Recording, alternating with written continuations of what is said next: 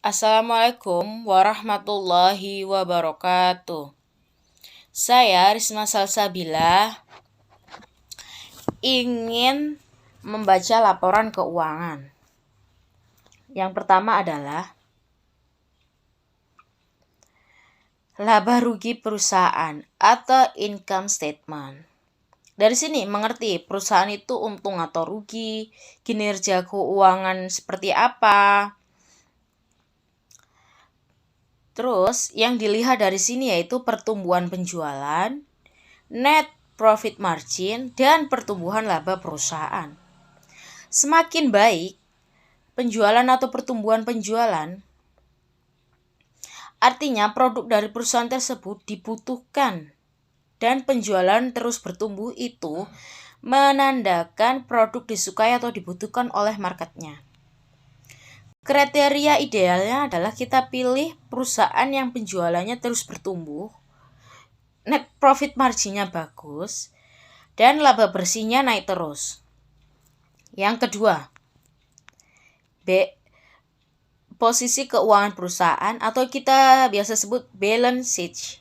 Dari sini kita mempelajari modal inti perusahaan atau ekuitas, posisi utang perusahaan, dan posisi aset perusahaan. Ini penting karena kita perlu tahu modal perusahaan ini berapa, utangnya seperti apa.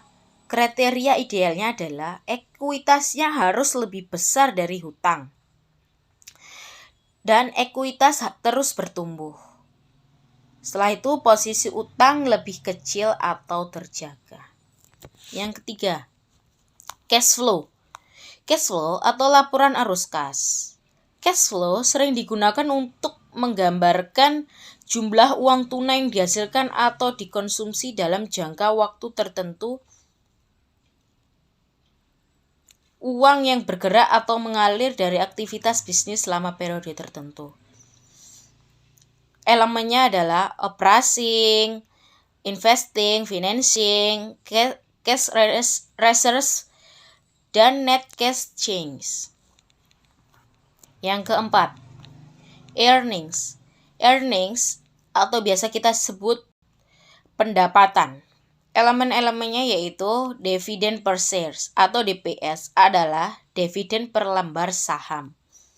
Yang kedua, earnings per shares atau kita sebut dengan EPS adalah keuntungan bersih yang didapatkan oleh perusahaan per lembar saham. Dan yang ketiga, dividend payout ratio atau disebut DPR, yaitu rasio yang menunjukkan persentase setiap keuntungan yang diberikan kepada pemilik saham dalam bentuk tunai. Baik, saya akan menjelaskan dari income statement. Menganalisa. Dilihat dari income statement, revenue yang berwarna pink itu bagus karena dia naik terus selama periode tersebut. Salah satu indikator perusahaan yang bagus kita lihat adalah dari income statement-nya. Net margin-nya meski ada yang turun, tapi secara umum dia naik. Dari grafik Telkom yaitu ekuitas cenderung stabil yang warna hijau. Dan aset mengalami kenaikan signifikan selama 6 tahun terakhir. Liabilitasnya cenderung meningkat, sedangkan rasio hutang baris biru mengalami kenaikan. Perusahaan ini semakin tahun semakin besar hutangnya, neraca keuangan. Menunjukkan Telkom memiliki kinerja yang kurang baik.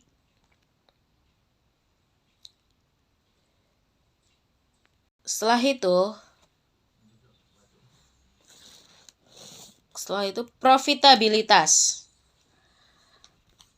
atau kinerja perusahaan. Dalam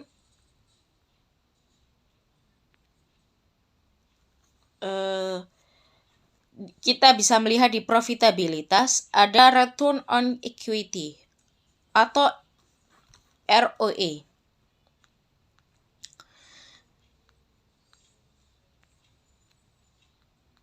ROE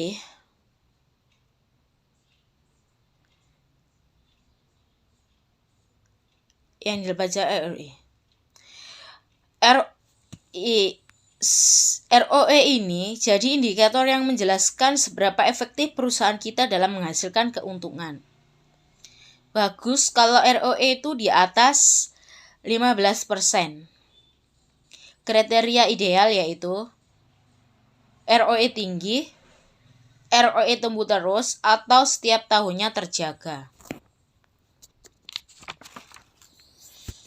Baik, kesimpulan dari analisa saya yaitu perusahaan tersebut bagus untuk berinvestasi karena dilihat dari tab finansialnya memang utangnya semakin hari semakin naik, akan tetapi keuntungan, kinerja perusahaan, net profit marginnya itu semua dan ROE-nya ini di atas 15%. Jadi perusahaan Telkom ini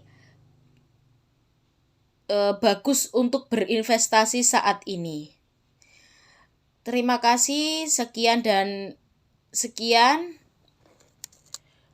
Assalamualaikum warahmatullahi wabarakatuh.